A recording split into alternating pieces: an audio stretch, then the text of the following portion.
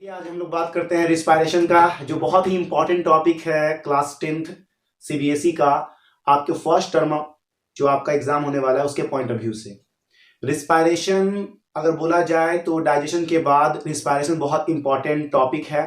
ठीक है, न्यूट्रिशन जो हम लोगों ने पिछले क्लास में पूरा कंप्लीट कर लिया, उसके बाद सबसे इंपॉर्टेंट अगर टॉपिक है बच्चों तो आपका रिस्पायरेशन है। उसके बाद आपका आगे जाकर सर्कुलेशन एक और टॉपिक है। उसके बाद लास्टली जो लाइफ प्रोसेस का सबसे लास्ट टॉपिक है वो है एक्सक्रीशन। क्लियर है, ये सारे टॉपिक्स आपके बहुत ही इंपॉर्टेंट है एग्जाम के पॉइंट ऑफ व्यू से।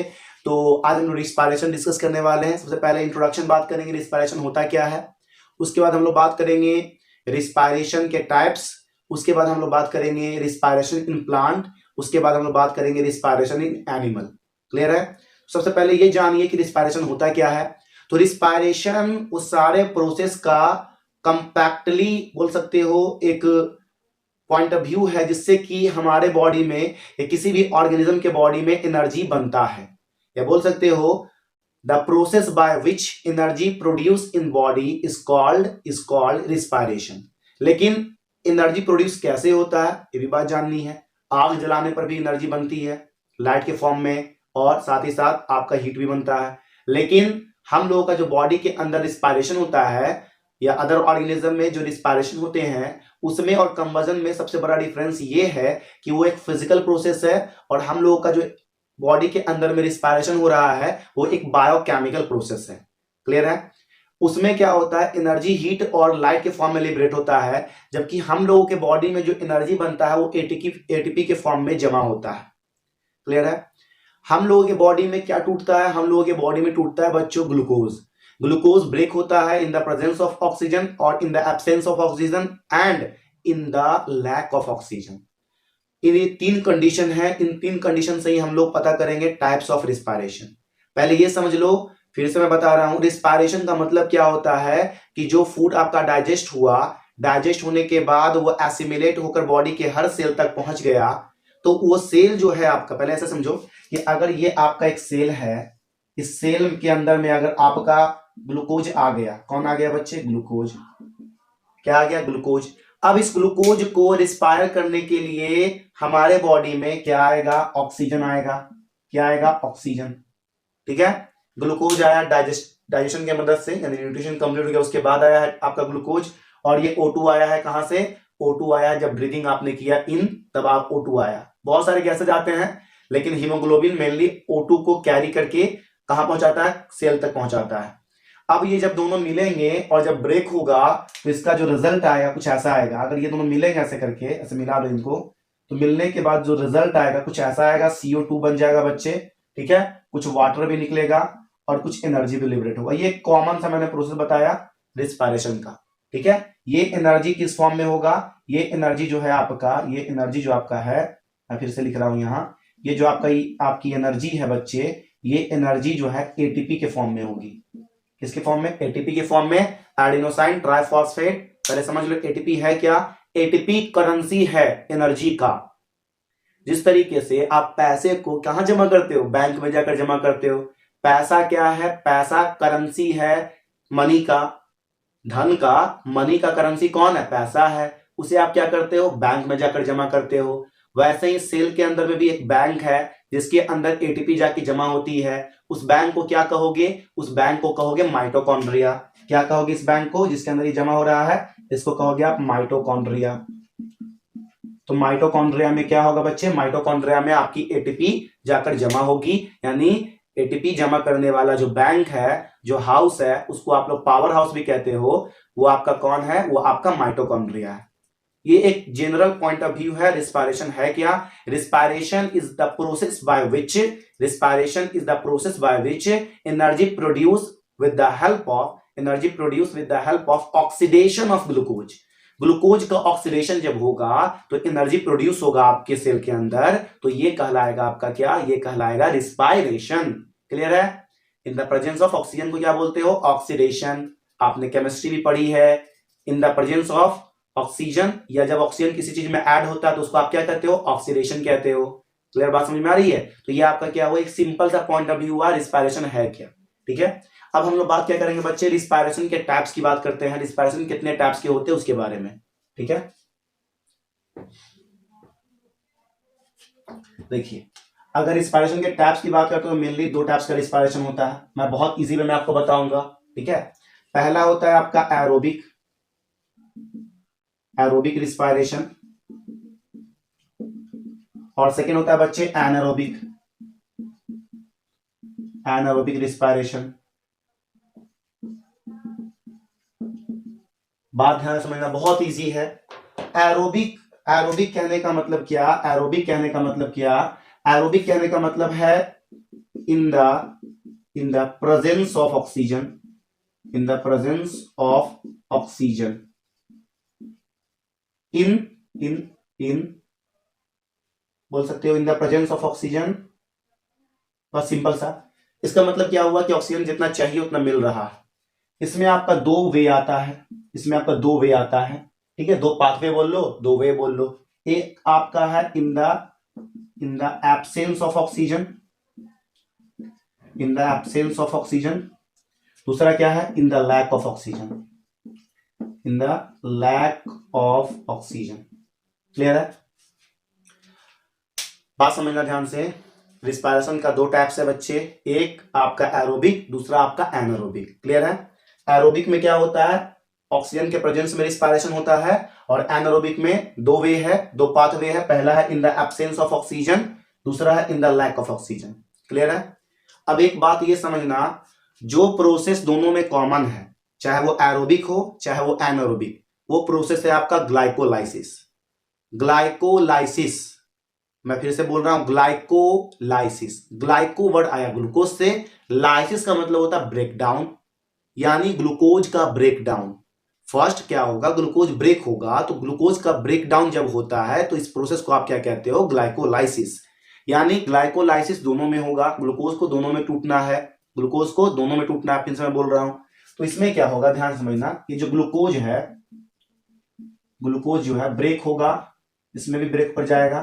तो ये जो प्रोसेस है जिससे ग्लूकोज ब्रेक हो रहा है इसको बोलते हैं ग्लाइकोलाइसिस। क्या बोलोगे इसको, इसको बोलोगे बच्चे ग्लाइकोलाइसिस,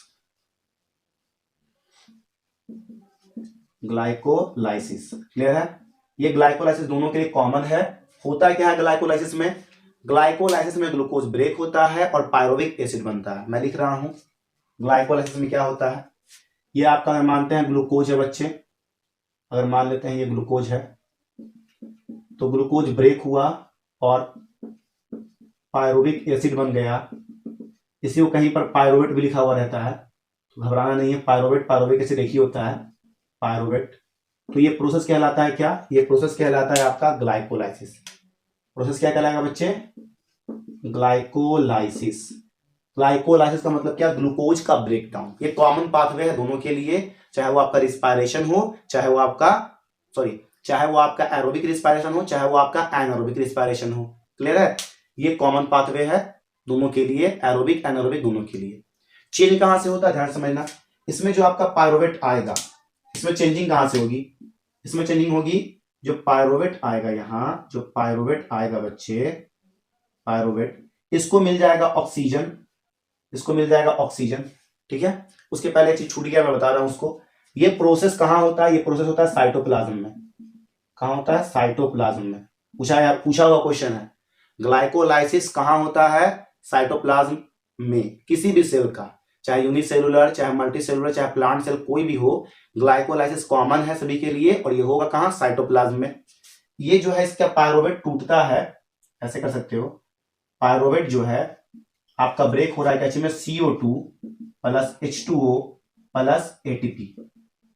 ठीक है, ध्यान समझना। तो इसके लिए क्या है, पहले तो ये समझ लो कहां होता है, माइटोकॉन्ड्रिया में। ठीक है, दूसरा किसके प्रेजेंस में, इन द प्रेजेंस ऑफ ऑक्सीजन।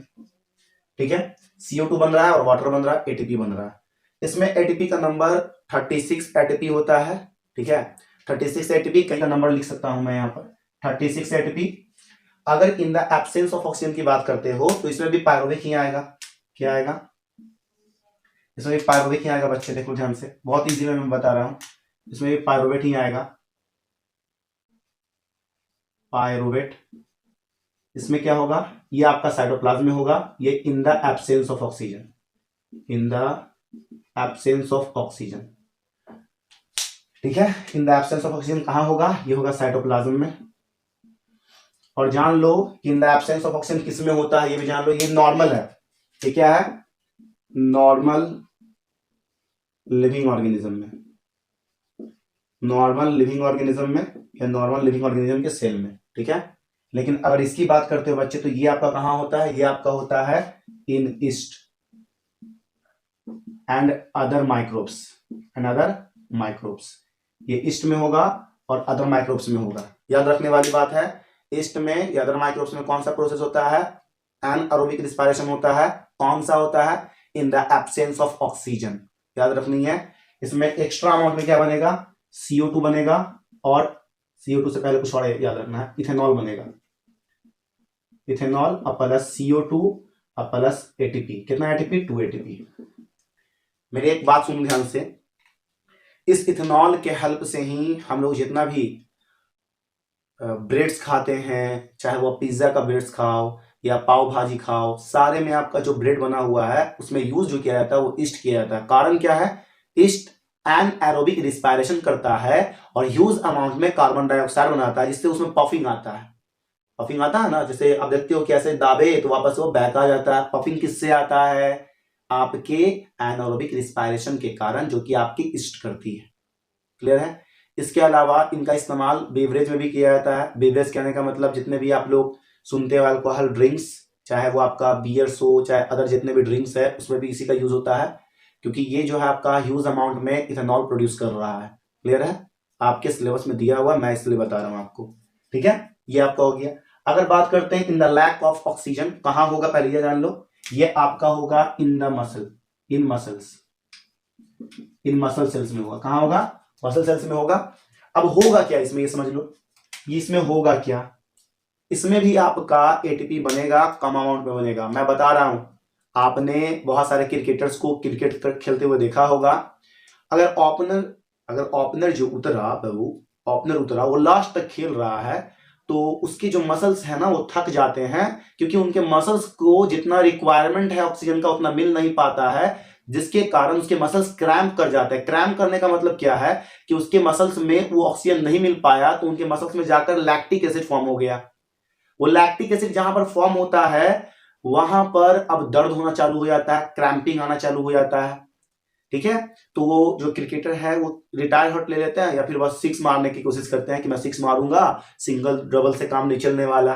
ठीक है, तो क्रैम्पिंग आता है। जैसे कि सबसे अच्छे क्रिकेटर जो आपको नजर आ रहे हैं अभी, रोहित शर्मा चल रहे हैं, है ना, उन्होंने डबल सेंचुरी 2-2 बार लगा दिया है। ठीक है, तो वो लंबे पारी खेलते हैं, तो उसमें उनको क्रैम्पिंग आता है। आप देखते भी हो कि लास्ट में वो सिर्फ सिक्स ही लगाते हैं। कारण क्या है, उनके जो मसल्स है वो थक गए। क्यों, क्योंकि उसमें मसल्स में क्या हो गया, उनके मसल्स में लैक्टिक एसिड फॉर्म हो गया। फिर देखोगे जैसे ही वो खेल कर बाहर जाएंगे तो कुछ देर तक वो नहीं आते हैं फील्ड में फील्डिंग करने के लिए। अगर सेकेंड इनिंग उनको फील्डिंग करना है तो नहीं आते हैं, क्योंकि उनका जो क्रैम्पिंग है वो तुरंत ठीक होने वाला नहीं है, जो लैक्टिक एसिड बना है वो तुरंत खत्म होने वाला नहीं है। उसके लिए वो करते क्या है, वो क्या करते हैं, कुछ हॉट बैग जो होता है जिसमें कि आपका हॉट एयर भरा रहता है, उससे उन जगहों पर वो एक तरीके से सेकते हैं, जिससे कि जो लैक्टिक एसिड बना है ना, वापस से लैक्टिक एसिड को ऑक्सीजन का सप्लाई मिल जाए, और लैक्टिक एसिड वापस से ब्रेक होकर कार्बन डाइऑक्साइड, वाटर और एनर्जी प्रोड्यूस कर दे, तो उनको रिलीफ मिलता है। फिर कहते हैं कि चलो मैं फील्डिंग करूंगा। बात समझ में आ रही है। तो क्या होगा इसमें, ध्यान समझना, बहुत इजी में मैं बता रहा हूं। एक और छोटा सा एग्जांपल बताऊंगा। इसमें जो पायरुवेट है क्या होगा, ये भी इन द साइटोप्लाज्म होगा। क्या साइटोप्लाज्म में क्या बनेगा बाबू, बता रहा हूं मैं, लैक्टिक एसिड। क्या बनेगा, लैक्टिक एसिड बनेगा, ओनली लैक्टिक एसिड, और प्लस क्या बनेगा, 2 ATP एनर्जी। 2 ATP एनर्जी इसमें भी बनेगा और लैक्टिक एसिड बनेगा। क्लियर है, बात समझ में आ रही है। पायरुवेट साइटोप्लाज्म में टूटा, क्या बना, लैक्टिक एसिड, और इन द लैक ऑफ, याद रखना, in the lack of oxygen, in the lack of oxygen. Lack और एब्सेंस में क्या डिफरेंस है समझ जाओ। लैक का मतलब कमी, एब्सेंस का मतलब है ही नहीं। लैक का मतलब कमी, एब्सेंस का मतलब है ही नहीं। क्लियर है। तो ये आपका टाइप्स ऑफ रिस्पायरेशन हुआ। मैं फिर से बता रहा हूं, नॉर्मल सेल में एरोबिक होगा, जिसमें ऑक्सीजन जितना चाहिए उतना मिल रहा है, आराम से कार्बन डाइऑक्साइड बन रहा है, वाटर बन रहा है, और 36 ATP एनर्जी बन रही है। माइटोकॉन्ड्रिया में जाकर वो स्टोर हो रहा है। क्लियर है। Mitochondria is the power house of the cell. क्यों? क्योंकि इसमें एटीपी जाकर जनरेट होता है, एटीपी बनता है और एटीपी जमा रहता है। जब सेल को रिक्वायर्ड होता है तो सेल उसको देता है कि लो भाई एटीपी ले लो, अपना जो काम है वो कर लो। ठीक है। लेकिन जब ईस्ट की बात करते हैं या अदर माइक्रो ऑर्गेनिज्म की बात करते हैं बच्चों, तो उसमें होता क्या है ना, उसमें आपका इन the absence of oxygen, oxygen उसको मिलता ही नहीं है। और सेकंड प्रोसेस कहाँ होता है? एटीपी में, सॉरी सेकंड प्रोसेस होता है साइटोप्लाज्म में। और क्या बनता है? Ethanol, carbon dioxide and only 2 ATP, only 2 ATP energy बनता है। अगर बात करते हो आप जाकर मसल्स में, तो मैंने बताया एक वो एग्जांपल क्रिकेटर का जो ओपनिंग उतरते हैं। सेकंड एग्जांपल आप याद रख सकते हो कि कभी आप जाते हो या आपकी मम्मी अगर मार्केट जाती हैं, तो अगर मार्केट करके वो आती हैं तो बहुत ज्यादा चल लेती हैं, तो वो कहती है कि मेरे पैरों में दर्द हो गया, यहाँ पर दर्द हो गया। तो जहां पर दर्द हो गया मतलब क्या कि वहां पर लैक्टिक एसिड फॉर्म हो गया, क्योंकि उस मसल सेल को जितना रिक्वायर्ड था आपका ऑक्सीजन उतना उनको नहीं मिल पाया। बात समझ में आ रही है? तो अगर आप क्या करते हो, या तो उसको दबाते हो, मतलब कि जहां पर आपका दर्द है ना, पेन है, वहां पर उनको पंप करते हो, दबाते हो, तो वहां पर हीट जनरेट होता है और उसके बाद ऑक्सीजन का जो सप्लाई है वो बढ़ जाता है वहां पर। तो ऑक्सीजन का सप्लाई बढ़ने के कारण क्या होगा, वहां पर लैक्टिक एसिड वापस से टूटेगा, कार्बन डाइऑक्साइड वाटर और एटीपी में कन्वर्ट होगा, तो रिलीफ मिलेगा उनको। ठीक है। लेकिन ज्यादातर लोग, जैसे मैं बहुत ज्यादा थक जाता हूँ, मेरे पैर अगर थक जाए बहुत ज्यादा, मसल्स में कहीं पर अगर क्रैम्प आ गया या मसल्स को अगर ऑक्सीजन की लैक हो गई, लैक्टिक एसिड फॉर्म हो गया, तो मैं क्या करता हूँ, सिंपल सा मैं पानी गर्म करता हूँ और जो आपका कपड़ा होता है सूती कपड़ा, उससे मैं जहां पर मेरा दर्द रहता है वहां पर उसको क्या करता हूँ, थोड़ा सा सेकता हूँ, ताकि वहां पर जमा हुआ लैक्टिक एसिड वापस से ब्रेक हो जाए, कार्बन डाइऑक्साइड वाटर और एनर्जी बनाए, फिर से मैं रिलीफ फील करता हूँ। ठीक है। अब ज्यादा गर्म भी नहीं होना चाहिए, ये भी बात याद रखना, नहीं तो आपके स्किन जल सकते हैं। ठीक है। मैं इसको शॉर्ट में आपको बता रहा हूँ एक बार में, शॉर्ट में हुआ क्या। ये तो एक डिफरेंस है, अगर आप स्क्रीन शॉट लेना चाहते हो तो ले सकते हो। चलो,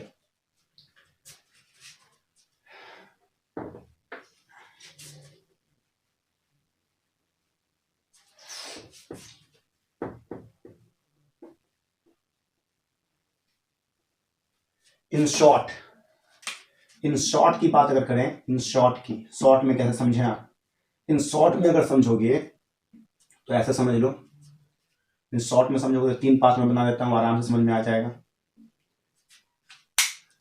देख लो, in the in the presence of oxygen, presence of O2, ठीक है, in the lack of O2, lack of O2, और in the absence of O2, in the absence of O2। 3 part था बाबू। इसको कहते हो क्या, ये कहाँ होगा, in normal cell, normal cell. ये कहाँ होगा, इन मसल सेल। ये कहाँ होगा, इन ईस्ट एंड बैक्टीरिया। ठीक है। ये क्या कहलाएगा, एरोबिक। ये क्या कहलाएगा,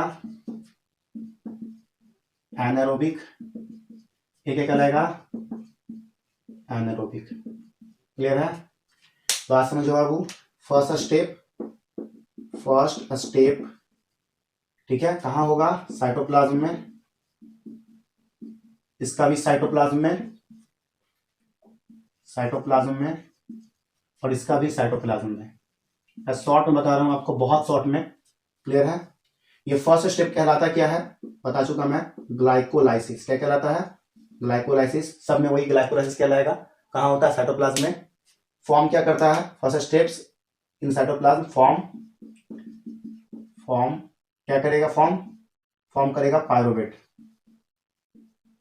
सब में सेम में फॉर्म क्या करेगा, यहां फॉर्म क्या होगा, फिर से बोल रहा हूं, फॉर्म क्या होगा, पायरोवेट। ठीक है।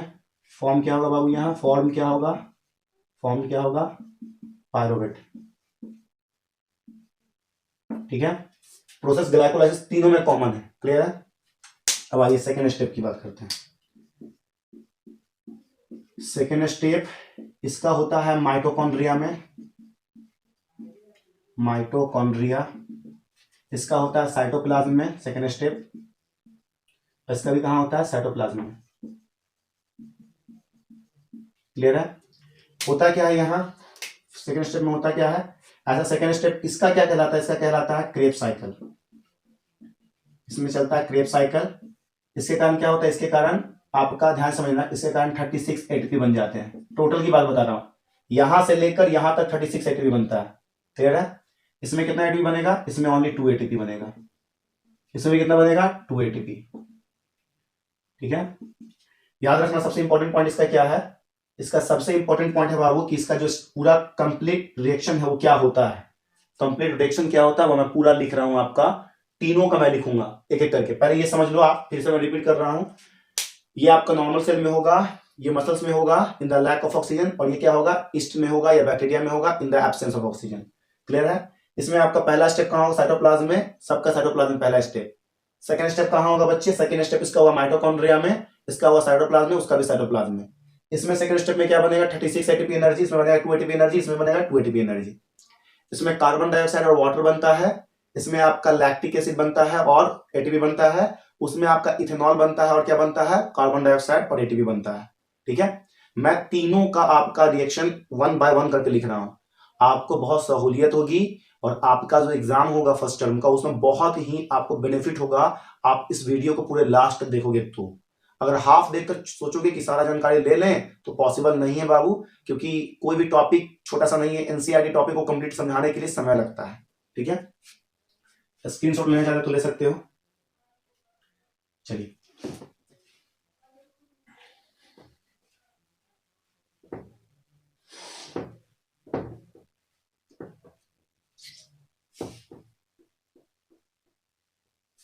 देखिए अगर मैं रिएक्शंस की बात करता हूं तो रिएक्शंस मैं लिख देता हूं सारे का। रिएक्शंस, पहला एरोबिक का, दूसरा एनएरोबिक, एनएरोबिक इन मसल सेल का, और तीसरा क्या है, anaerobic in yeast and bacteria का। मैं तीनों का लिख देता हूं। ठीक है, बहुत इजी है, बहुत इजी। मैं थोड़ा समय ले रहा हूं बच्चे, लेकिन आपका जो ये समय जाएगा उसमें आपको बेनिफिट्स होगा। ठीक है, एरोबिक में होगा क्या, एरोबिक का रिएक्शन जान लो, ग्लूकोज है, ग्लूकोज ब्रेक होगा, कहां होगा, साइटोप्लाज्म में। ठीक है, क्या होगा, क्या बनेगा, ये प्रोसेस क्या कराएगा, ये प्रोसेस कराएगा ग्लाइकोलाइसिस। क्या बनेगा, पायरोवेट, या इसी को कहते हैं पायरोविक एसिड। ये पहला स्टेप हुआ। ठीक है, इसका सेकंड स्टेप में क्या होगा, इसके सेकंड स्टेप में बाबू ये जो आपका पायरोवेट है ये आपका ऑक्सीजन के प्रेजेंस में, इन ऑक्सीजन प्रेजेंस, ऑक्सीजन के प्रेजेंस में कहा, माइटोकॉन्ड्रिया में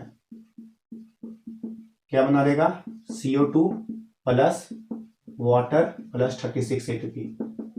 ठीक है, देखो अब ध्यान समझना, 2 एटीपी दो पायरोवेट रहेगा क्योंकि ग्लूकोज 6 कार्बन का है, 6 कार्बन इसके पास रहता है, इसके पास 3 कार्बन होता है, ये याद रखना। क्वेश्चन पूछा गया है पायरोवेट कितने कार्बन का होता है, पायरोवेट 3 कार्बन का होता है। ठीक है, तो यहां अगर 6 कार्बन है, पायरोवेट आपका 3 कार्बन का, तो कितने बनेंगे, 2 बनेंगे। क्लियर है, ये आपका हो गया। अब कितना कार्बन डाइऑक्साइड बनेगा, कितना वाटर बनेगा, ये सारे रिएक्शंस आपको नहीं जानना उतना क्लियर में, बस इतना जानना कि पायरोवेट ब्रेक होगा तो कार्बन डाइऑक्साइड बनाएगा और क्या बनाएगा, वाटर बनाएगा। ठीक है, और साथ में 36 एटीपी एनर्जी। एरोबिक, एनारोबिक का पहला स्टेप तो सेम होगा, ये आपका फर्स्ट स्टेप जो है यहां से यहां तक का वो सेम होगा तीनों में, पहले बता चुके हैं। तो इसका जो सेकंड स्टेप है वो मैं सिर्फ लिख रहा हूं यहां। सेकंड स्टेप क्या होता है इसमें, सेकंड स्टेप में क्या होता है, जो पायरोवेट है वो आपका in lack of oxygen in cytoplasm, in cytoplasm क्या बनाता है, CO2, सॉरी पहले लैक्टिक एसिड याद रखना, lactic acid plus 2 ATP, plus 2 ATP. Clear है, और अगर लास्ट वाली इसकी बात करते तो first step same, first step इसका भी same, first step same as aerobic. ठीक है, सेकेंड स्टेप की बात कर लो बच्चे। सेकेंड स्टेप की अगर बात करते हैं तो क्या होता है इसमें, इसमें आपका पायरुवेट जो है बच्चे, इन the absence of oxygen, in the absence of oxygen और इन साइटोप्लाज्म क्या बनाता है, ये बनाता है आपका ethanol plus CO2 plus 2 ATP। ये आपका कंप्लीट क्या हुआ, टाइप्स ऑफ रिस्पायरेशन। अब हम लोग डिस्कस क्या करेंगे, अब डिस्कस करेंगे रिस्पायरेशन इन प्लांट। ठीक है,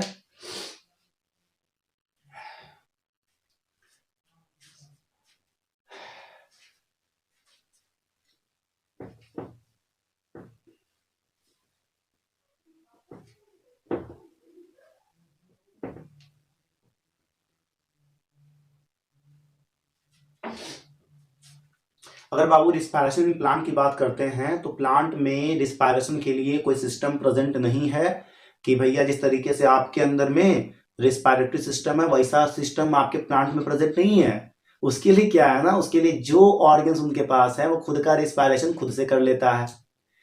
आपका लीफ रिस्पायरेशन कर लेता है स्टोमाटा के हेल्प से। ठीक है, आपका जो स्टेम है, स्टेम रिस्पायरेशन कर लेता है लेंटिसेल से। ठीक है, और आपका जो रूट्स है वो अपना रिस्पायरेशन कर लेता है रूट हेयर से। ठीक है, अब बात ये समझिए कि आपका प्लांट का लीफ रिस्पायरेशन कैसे करता है, प्लांट का जो स्टेम है वो रिस्पायरेशन कैसे करता है, और प्लांट का रूट हेयर जो है वो रिस्पायरेशन करता है कैसे, वो तीनों चीज हम लोग को समझना है। ठीक है, टॉपिक क्या है बच्चे, टॉपिक है आपकी रिस्पायरेशन इन प्लांट।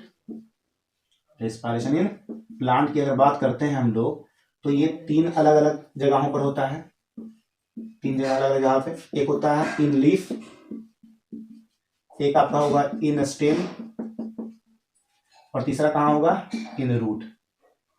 सब में अपना अपना है, कोई सिस्टम नहीं, अपना अलग अलग तीनों करेगा। ठीक है, अगर लीफ की बात करते हैं तो लीफ में होता है किससे, स्टोमाटा से। इसमें क्या होगा, लेंटिसेल से होगा। ठीक है, इसमें किससे होगा, रूट हेयर से। ठीक है, फिर से मैं बता रहा हूं, आपका स्टोमाटा से किसमें होगा, लीफ में होगा। आपका स्टेम में किससे होगा, आपका स्टेम में होगा लेंटिसेल से। ठीक है, स्टेम में किससे होगा, वो लेंटिसेल से। और आपका रूट में किससे होगा, रूट हेयर से। क्लियर है, तो अगर स्टोमाटा का देख लो स्ट्रक्चर, लेंटिसेल्स का स्ट्रक्चर ऐसा दिखता ही नहीं है। ठीक है, स्टोमाटा का स्ट्रक्चर देखने के लिए पहले आपको ये समझना होगा, लीफ का थोड़ा स्ट्रक्चर इंटरनल वाला समझना होगा। लीफ के इंटरनल स्ट्रक्चर को आप समझोगे तो वो समझाया है मैंने आपको फोटोसिंथेसिस में भी। फोटोसिंथेसिस में आपको मैंने लीफ का इंटरनल स्ट्रक्चर समझाया है। ऊपर में आपका एपिडर्मिस, बीच में आपका मेसोफिल सेल्स जिसमें आपका क्या होता है, फोटोसिंथेसिस होता है, और थर्ड लास्ट जो लेयर है उसको बोलते हैं हम लोग क्या, आपका लोअर एपिडर्मिस। तो लोअर जो एपिडर्मिस है बाबू, उसमें आपके गार्ड सेल्स प्रेजेंट होते हैं। ये बोल सकते हो गार्ड सेल्स के साथ ओपनिंग एक प्रेजेंट होता है, उस ओपनिंग को ही कहते हैं स्टोमाटा।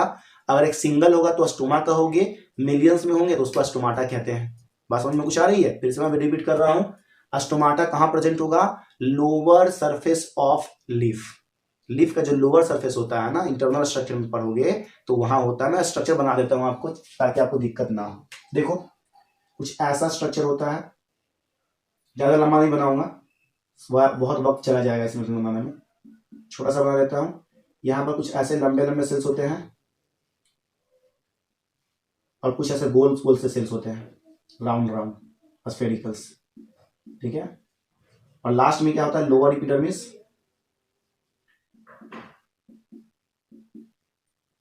लोअर एपिडर्मिस में क्या होगा, यहां पर ऐसे करके स्टोमाटा ओपन होता है बच्चे, ऐसे करके देख लो। ठीक है, ये आपका स्टोमाटा है, बात समझ में आ रही है। ये आपका है एपिडर्मिस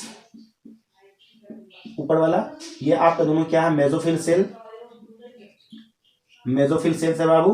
और ये क्या है, लोअर एपिडर्मिस, लोअर एपिडर्मिस। और ये क्या है, ये है आपका स्टोमाटा। यहां मैं स्टोमा लिख रहा हूं, कारण क्या है, एक सिंगल सा मैंने बनाया तो स्टोमा लिख रहा हूं, बहुत सारे रहेंगे तो स्टोमाटा। अब बोलोगे सर ये स्टोमाटा ओपन कैसे होता है, या स्टोमाटा क्लोज कैसे होता है, बहुत इजी सा है। ये जो स्टोमाटा, मैं इसको थोड़ा बड़ा बनाकर दिखा रहा हूं आपको, कैसा बड़ा बनता है स्टोमाटा वो देख लो आप। स्टोमाटा बड़ा में कुछ ऐसा दिखता है, बीन शेप्ड स्ट्रक्चर, जो आपने बीन देखा है या जो आपने किडनी देखा है ना, किडनी है ना, उसके स्ट्रक्चर होता है, ऐसा होता है। ठीक है, इसमें बहुत सारे क्लोरोप्लास्ट होते हैं। ये क्लोरोप्लास्ट क्या करते हैं, फोटोसिंथेसिस कर लेते हैं। इसके बाहर में सब्सिडरी सेल्स होंगे कुछ ऐसे करके, ऐसे करके कुछ सब्सिडरी सेल्स होंगे बच्चे, ध्यान समझना। जब आपका स्टोमाटा जो है, जो स्टोमाटा का ओपनिंग है, या स्टोमाटा क्या लगेगा, ओपनिंग को स्टोमाटा कहेंगे, मैंने यहाँ दिखाया है। और जो इसको ऐसे करके क्लोज किए हुए, ऐसे करके जो क्लोज किए हुए, ऐसे करके ये क्लोज करने वाला जो आपका सेल्स है इसको गार्ड सेल्स बोलते हैं। Kidney shaped structure is called guard cells, याद रखना। फिर से मैं बोल रहा हूं, स्टोमाटा को क्लोज करने वाला सेल कौन है, गार्ड सेल। गार्ड सेल के बाहर में कौन सा सेल्स है, सब्सिडरी सेल्स। गार्ड सेल्स में बहुत सारे क्या प्रेजेंट है बाबू, बहुत सारे आपके क्लोरोप्लास्ट प्रेजेंट है। तो गार्ड सेल में जो क्लोरोप्लास्ट प्रेजेंट है वो करेगा क्या, वो आपका फोटोसिंथेसिस करके ग्लूकोज बनाएगा। अब समझ जाओ कि यहां पर ह्यूज अमाउंट में ग्लूकोज बन गया, यहां पर ह्यूज अमाउंट में ग्लूकोज अगर बन गया तो इसका जो आपका मीडियम है पूरे ग्लूकोज से भर गया। अब इस ग्लूकोज को, ध्यान से मेरी बात समझना, ये ग्लूकोज को वापस से मेंटेन करने के लिए कुछ वाटर जो है, ये जो सब्सिडरी सेल्स में कुछ वाटर प्रेजेंट है, H2O, ये H2O जो कुछ सब्सिडरी सेल्स में प्रेजेंट है, सब में रहेगा, वो इसमें से इसमें चलाएगा। सब्सिडरी सेल से कहां चलाएगा बाबू, सब्सिडरी सेल से गार्ड सेल में चला जाएगा। ठीक है, जब गार्ड सेल में पानी भर जाएगा तो टर्जिट होगा गार्ड सेल। आपने सेल भी पढ़ा है, सेल में टर्जिट होता है, वैक्यूल्स, तो ऐसे करके फैलता है। तो ये भी टर्जिट होगा, ऐसे करके क्या होगा, ओपन होगा ऐसे करके।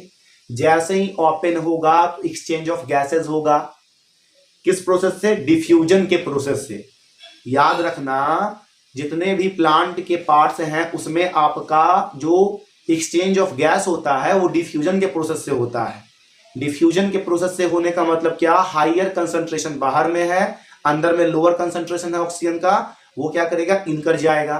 तो स्टोमाटा जैसे ही ओपन हुआ बच्चे, तो क्या किया, बाहर से ऑक्सीजन इन किया और अंदर का कार्बन डाइऑक्साइड बाहर गया। यही होता है एक्सचेंज ऑफ गैसेस, जो बहुत इंपॉर्टेंट है एनर्जी प्रोड्यूस करने के लिए। बात को समझ में आ रही है, दिमाग में जा रहा ना बाबू। हाँ चलिए, अब बात करते हैं हम लोग, क्या ये समझ में आ गया आपको, स्टोमाटा में कैसे हुआ, स्टोमाटा ओपन कैसे हुआ, समझ में आ गया।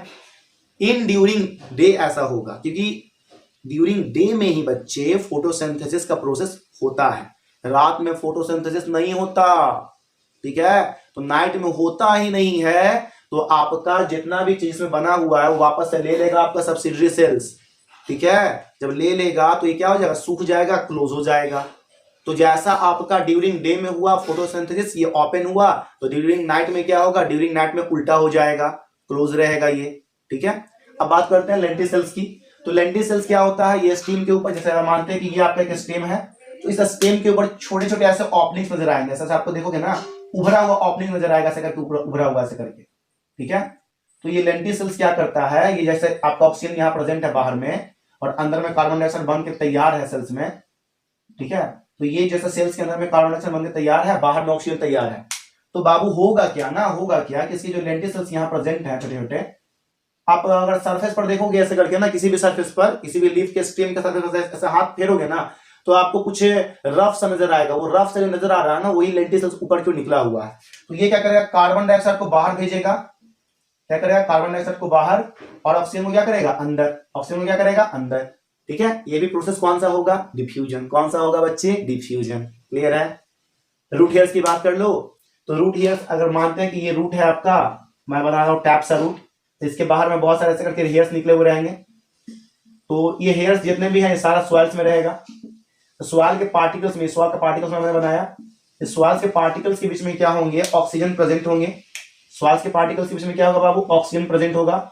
ये ऑक्सीजन क्या करेगा, इस रूट हेयर के अंदर में जाएगा, और जो कार्बन डाइऑक्साइड इनके सेल में बना हुआ है वो कार्बन डाइऑक्साइड बाहर आएगा। ठीक है, ये भी कौन सा प्रोसेस, ये भी आपका डिफ्यूजन। इन शॉर्ट आपको समझनी है सारी बातें, क्योंकि आपका जो एग्जाम होने वाला है वो है एमसीक्यू। तो एमसीक्यू में ऐसे ही क्वेश्चन आएंगे, पूछा जाएगा किस प्रोसेस से एक्सचेंज ऑफ गैसेस होता है प्लांट में, तो याद रखना डिफ्यूजन, सिंपल सा प्रोसेस है डिफ्यूजन।